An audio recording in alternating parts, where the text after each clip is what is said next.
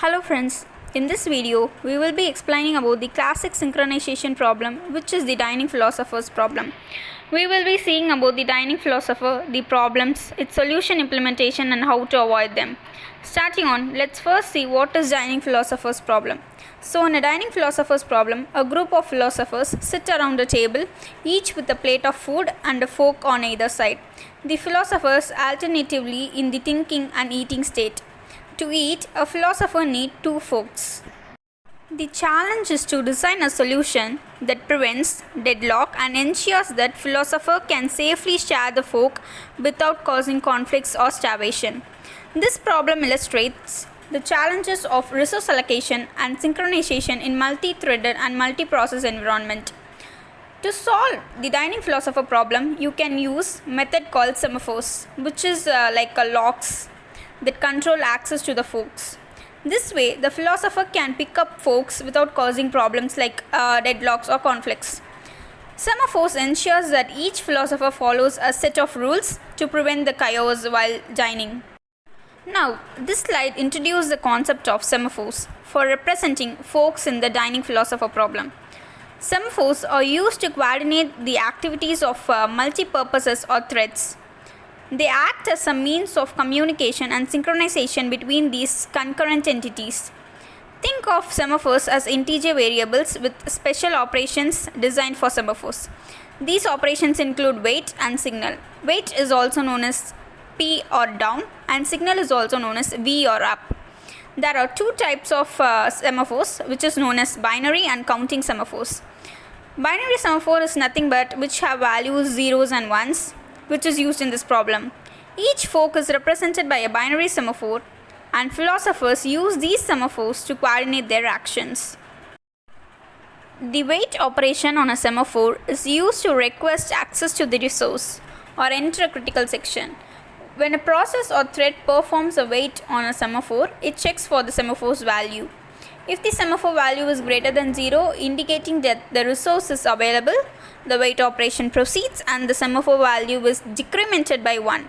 If the semaphore value is 0 or less, the process or thread is blocked, put into the queue until the semaphore value becomes greater than 0.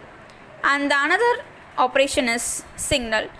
The signal operation is used to release a resource or exit a critical section, making it available to other process or threads. When a process or thread performs a signal on a semaphore, the semaphore value is just incremented by 1.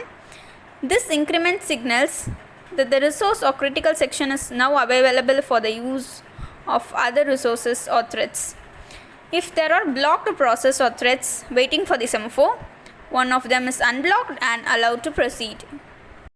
Now we are going to see about grabbing a fork, how to grab a fork. When a philosopher wants to pick up a fork or chopstick, they execute a wait operation on associated semaphore. The wait operation checks if the semaphore has a value greater than 1, which indicates that the fork or chopstick is now available. If it is available, the philosopher's wait operation proceeds and the semaphore value is decremented by 1, which indicates that the chopstick or fork is now available and the philosopher can use it. Okay, let's now see about how to release a fork. We before saw how to grab a fork, now we are going to see about how to release a fork. After a philosopher has finished eating and now it is ready for the fork or chopstick to execute a signal operation. The signal operation increases the semaphore value by 1. This signifies that the fork or chopstick has to be returned to the pole of available resources. Other philosopher can now execute a wait operation on a semaphore to pick up the fork or chopstick when they need it. Now we are moving on to next slide. Next slide indicates the structure of the fork is represented as an array of semaphores, where each semaphore represents a fork. The initial values of semaphores are set to 1, which indicates that the forks are available. Now let's see the various processes involved in dining philosopher's problem. Now let's first see about thinking. Philosopher first thinks how to pick up the fork for some time. The next stage is hunger strikes. When a philosopher decides to eat, they must pick up 2 forks to do so.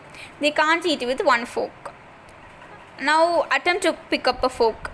To grab the necessary fork, the philosopher performs the following steps. Now let's see what are the steps they will perform to grab the fork. They check for the left fork is available. If it is not available, they'll think for some time.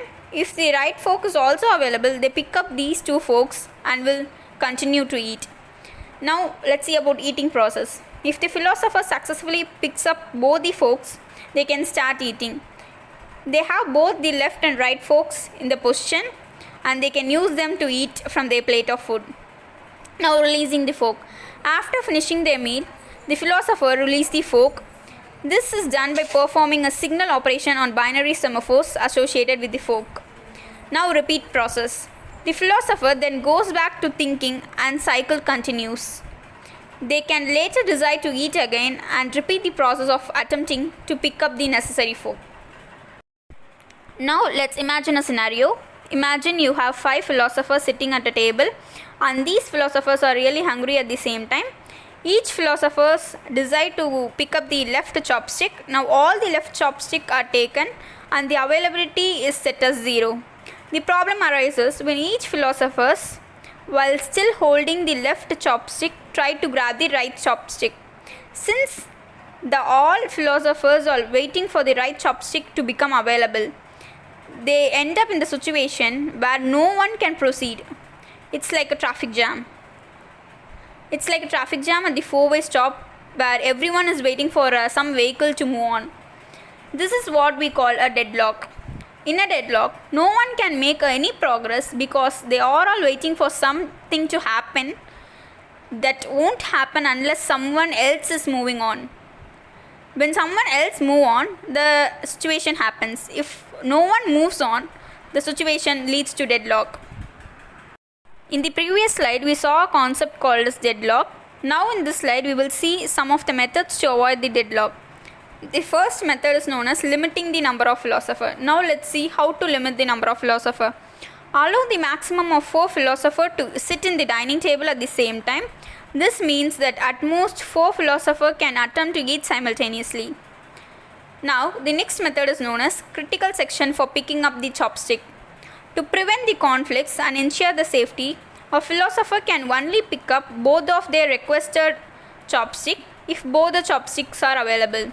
This means they need to perform these actions within a designed critical section to make sure no other philosopher tries to take the same chopstick at the same time. Now, the next method is known as asymmetric solution. What does mean by asymmetric solution? Philosophers follow different pattern when picking up the chopsticks. Odd-numbered philosophers first pick up their left chopstick and then the right one, while even-numbered philosophers do the opposite, picking up the right chopstick and then the left one. This asymmetric helps prevent potential deadlocks and ensures that philosophers can always access the chopstick they need to eat. As a result, by implementing these rules, the dining philosopher problem aims to balance the access to shared resources and prevents the conflicts, ensuring that the philosophers can eat without getting stuck in the deadlock situation. Okay, thank you for watching this video.